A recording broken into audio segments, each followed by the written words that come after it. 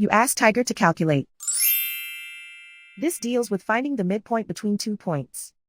The midpoint between the 2 points is negative 57.5, negative 37. Let's solve it step by step. Plot the 2 points and calculate the midpoint using the formula. The coordinates of point 1 are, x1 equals negative 62, y1 equals negative 89. The coordinates of point 2 are, x2 equals negative 53, y2 equals 15. PM represents the midpoint of the 2 points.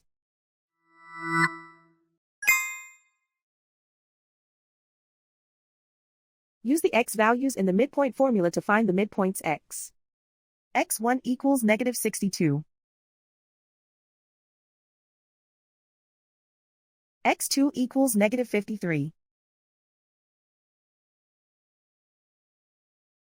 Simplify the arithmetic.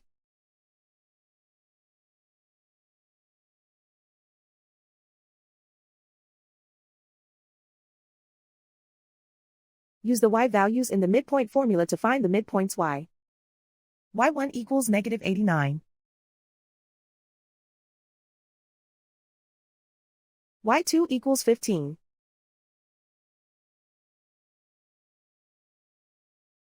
Simplify the arithmetic.